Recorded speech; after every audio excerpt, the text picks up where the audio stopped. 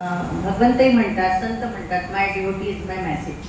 माझे भक्तगण, जसं तुम्ही कुठल्याही संप्रदायाचे असाल तर आपले भक्तगण कसं आचरण करतात त्याच्यावर ती संस्था, ते संत, त्यांचं संघटना ती कशी आहे याच्यावरून समजते. नेहमी आईचं वाक्य असतं, आपलं आचरणाकडे लक्ष द्यायचं तर आपोआप प्रचार होतो. सुगंध मोगरा उगवला तर त्याला सांगावं लागत नाही वाऱ्यासोबत जा. तर प्रसिद्धीच्या मागे न लागता सातत्यपूर्ण काम करत राहायचं. एकदा हातात घेतलं ते पूर्ण करायचं. तर भागवत कथा, प्रवचन, निरूपण, तू ज्ञानेश्वरी तर कमीत कमी आणि 78 पासून आता विचार करा, कमीत कमी 400 वेळा पारायण झाले आहे. दासबोधही 200च्या वर वेळा झाले आहे. आता हे नुसते पुस्तक 18,000 वेळा, एवढं मोठं ज्ञानेश्वरी, एवढं पारायण, बापरे, वाचूनच धडचं होतं. आणि आम्हाला कारण तर माझ्या पिढीला म्हणा, जेनझी म्हणा, कारण सांगायला आम्ही तयारच असतो. आम्हाला आमचंच सुधरत नाही. नुसतं शीख म्हटलं व्यवस्थित, आजच्या पिढीला किती कारण असतात. तरी एकुलते एक आहे. 5 मुलं सांभाळून तू सगळ्या आवडीनिवडी जपत गेली. परत समाज प्रबोधनासाठी शाळा सांभाळून तू भागवत निरूपण कथा सुरू केली. तेव्हा तुला मोठ्या मोठ्या संतांची विभूती म्हणू आपण, दिग्गज भेटले लोक. तर कोण कोण? मारुती चितमपल्लीचं उदाहरण तू नेहमी सांगते. जंगल योगी म्हणतो आपण त्यांना. चारुदत्त आपळे आहेत आणि नानासाहेब शेवाळकर, राम शेवाळकरांना आई गुरु मानते. काय सांगशील?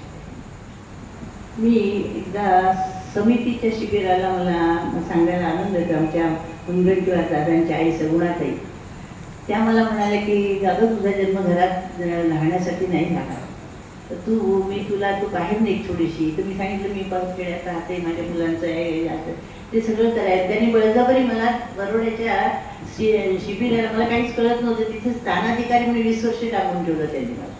त्या ठिकाणी गेली, तिथे फार मोठ्या मोठ्या लोकांची माझी समितीच्या सगळ्या मुलीची झाली. त्या ठिकाणी एक मला आमच्या असती त्या पाटील, त्यांची निशिगंधा नावाची मुलगी 8वीत होती आणि ती म्हणे की काहीतरी विषय निघाल, ते म्हणे मी कीर्तन करू का? म्हणजे 80-88 मुलगी कीर्तन कशी करते? तिने सांगितलं की नागपूरला अशा प्रकारचं ट्रेनिंग आम्ही घेतलं 10-20 दिवसाचं. मग मी तो विचार केला की मी तर लहानपणापासून कीर्तन ऐकते, मला काय येऊ नये. मग घरच्या घरी अभ्यास करू करू मी कीर्तन चालू करून दिले.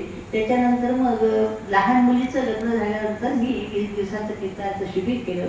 त्याच्यानंतर त्याच्यासोबत काय झालं की शाळा होती आणि NSSच्या कॅम्पला मी शाळेत असल्यापासूनच मी जात होते. त्यांना मार्गदर्शन, पर्यावरण म्हणाले की शाळेचे कॉलेजचे विषय असतील ते. आणि तिथे मी कॉलेजमध्ये सुद्धा कीर्तन करायचे आणि ते लोकांना आवडायचे.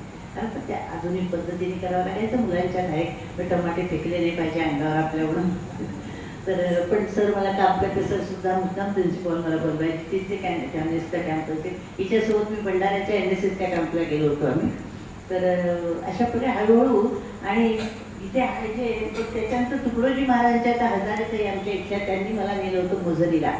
आणि त्याच्यानंतर मी मागे पाहिलं नाही. जिथे जिथे तुकडोजी महाराजांचे कार्यक्रम, तिथे ते गोपाल कला करायला मला बोलावलं जायचं. संपूर्ण चंद्रपूर गडचिरोली जिल्हा मी कव्हर केला होता. परंतु आता हे गेल्यानंतर तिथे गावच मला सोडावं लागलं, चंद्रपूर गडचिरोली.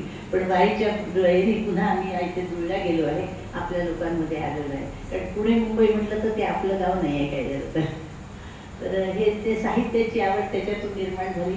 आणि साहित्यातली आणि कीर्तन क्षेत्रातली तुझी ती नेहमी तुला म्हणते तू कृष्ण आहे तर मी सुदामा, अशी सुमनबाई इथे आली आहे. आपण जर सुशिक्षित लोक, आईचं बघून आम्ही शिकलो, आम्ही पोरं घडलो. म्हणतात झाड झाडात नाही वाढत नाही, अशी म्हण आहे. पण उत्तम पालकत्व काय असावं? आज मला जेव्हा आम्ही समाजात वावरतो तर म्हणतात खेड्यात राहून तुम्ही कसे काय एवढे समोर गेले, म्हणजे कुठेच हरत नाही, कुठल्याच क्षेत्रात हरत नाही. आम्ही 5 भावंड जे आहे तिथे तिथे आमच्या कॉलनीत आम्ही आमचं करू शकतो, पुढचं माहीत नाही. पण हे कसं काय तुला जमलं? उत्तम पालकत्व करताना अनेक विद्यार्थी घडवले. 8 वर्ष शाळेला ग्रँट नव्हती, घरी विद्यार्थी घडवले, त्यांचं खाणं पिणं राहणं वाड्यामध्ये. आणि सुमनबाई सारखी आज लग्न मोठं सोडून बाईची मुलाखत आहे म्हणून धावत येते आणि तिला 5,000 शासनाचा महिना मिळतो उत्तम कीर्तन करते. आणि आईला वेळ नाही, आई पुण्या मुंबईत असते, बाबा वारले, आम्ही वाड्यात ठेवत नाही, तर फोनवर ते कीर्तन शिकते. बाई मी बिर्या विकीन पण पेटी तबला घेईन, असं उत्तम उदाहरण आमच्यासाठी तरी सुमनबाई आहे. तर आईचा चेहरा पाहायचा तर सुमनबाई असं आम्ही म्हणतो. आणि 25 वर्षापासून ती आमच्या सोबत आहे. 7 चक्र कशी जागृत होता ती सुमनबाई आम्हाला सांगते. तर हे जमलं कसं तुला आई? म्हणजे उत्तम पालकत्व. आजकाल एक मुलगा आहे आणि आपल्याला फोन येतात, मीही 10 वर्ष नोकरी केली, काही पोरगा ऐकत नाही, काही मुलगा पिझ्झा बर्गर खातं, काही ऐकतच नाही. हा शब्द प्रत्येक माहिती आहे. आणि मोबाईल ठेवला, जॉनी जॉनी एस पप्पा गाणं लावलं तर पोरं खातं. तू कसं खाऊ पिऊ घातलं, तू कसं गोष्टीमध्ये आम्हाला काही दिलं, हे आजच्या पिढीला काय सांगशील तू? आत्ता सांगितलं की आचार हे प्रचाराचं साधन आहे. माझं वागणं पाहून, वडिलांचं वागणं पाहून मुलं तसे शिकत गेले. शिस्त होती. एक दिवशी काहीतरी पत्र आलं आणि तिने फाडलं ते उत्सुकतेने. तिच्या बाबाने चांगलं झोडपलं, कोणाचं पत्र आपण फाडायचं नसतं, त्याच्यावर नाव कोणाचं असतं तेव्हाचं. तर असं पाहू थोड्या थोड्या याच्यातून आपण शिकत असतो, कोणाच्या हात लावू नये. तर त्याच्यातून हे सगळे तयार झाले. मुख्य म्हणजे काय झालं की मुलांना तिथे आमचं तिथे जास्तीत जास्त 10वीपर्यंत शाळा होती, पण हिला यवतमाळात ठेवावं लागलं. मी शेवटी 15 वर्ष आमचं नागपूरला चंद्रपूरला घर होतं. आम्ही दोघं येणं जाणं करायचे. मला पुष्कळ लोकांनी उपदेश केला की तुम्ही तिथे मुलांजवळ जाऊन राहा, पण मी म्हटलं तसं नाही. हे आपल्या एवढा मोठा व्यवहार टाकून आणि गरम वाढायची आपली ड्युटी असते, ती ड्युटी सोडून मी तिथे जाणार नाही. मुलं जेव्हा 10वीचे झाले ते करते सवरते झाले, हाताने स्वयंपाक करतात खातात. आणि मी ते तिथे घर होतं आणि पाहू शिकले त्यांच्या आवडीचे. माझा मुलगा 2 वर्ष अमेरिकेत होता, लहान मुलगा, आणि सगळे फॉरेन कंपनीमध्ये दोघंही मुलं आहेत. मुली आपापल्याकडे, हिच्या पाठची जी आहे ती प्रोफेसर आहे, ती सुद्धा उत्तम काय म्हणतात वक्ता आहे, दिलेल्या विषयावर पटकन बोलू शकते, भागवत रामायण करते. तिचंही भरपूर इथे 7-8 हजार कार्यक्रम झालेले आहेत जागोजागी, गाण्याचे तेवढेच. आणि ती मी माझी मुलगी म्हणून नाही सांगत, पण 365 प्रकार तिच्याजवळ आहेत. वेगवेगळे प्रकार असतात. एकच ठिकाणी मुलाखतच नाही, तुमचं काय भजन आहे, कीर्तन आहे, बालसभा आहे, आणि अजून असे प्रकारचे कंटिन्यू चालू असतात. त्यातला रोड आहे, वृद्धाश्रम आहे, अपंगाश्रम आहे, असं सगळे चालू असतात. तर भगवंताच्या दयेशिवाय ह्या गोष्टी होत नाही. त्यांनी आपली दया करावी. खूप 10 मिनिटं नाही. आणि आम्हाला आनंद होतो की तू आम्हाला असे संस्कार केले. तर आता आपण येऊया. आई नुसती घड्याळ बघते आणि मला मग धडधड वाढते. आता आपण रॅपिड प्रश्नाकडे जाऊ, थोडंसं उडतो. आईला जरा थोडंसं हसवूया. सायलेंट झाली आई. आता हे आवडता रंग पटकन सांग. आकाशी. अरे बापरे, आकाशी म्हणजे का? हिच्या काळ्या कृष्णाचा कृष्णाचा रंग म्हणून आकाशी रंग. हिचं दैवत जरी कुलदैवत शंकर आहे, पण हिचा आवडता अगदी शिंक आले तरी कृष्ण आवडतो. बरं, आवडता गायक तुझा? माझा मंदार. आवडती गायिका? सुमन कल्याणपूर. वा. सुमन कल्याणपूर म्हटल्यावर तिने सुमनबाईनी तिला माझंच नाव घेतलं. तू आवडती गायिका आहे. 200 गाणे न पाहता येतात, न वाचणाऱ्या पहिला तू आमची आवडती गायिका. बिलकुल.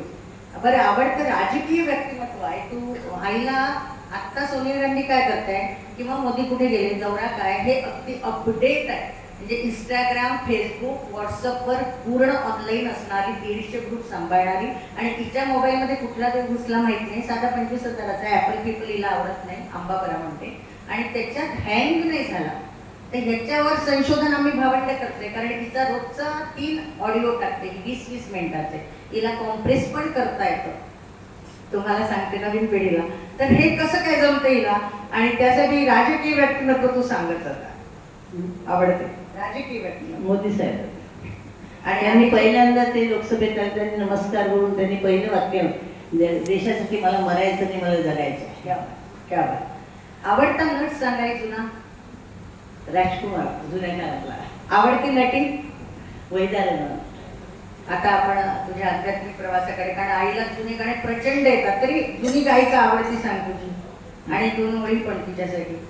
जुनी गायिका तू सुमन कल्याणपूर मराठीतली सांगितली, बेमुरबद्द बेवफा, 2 लाईन. सगळे जुने लोक आहेत.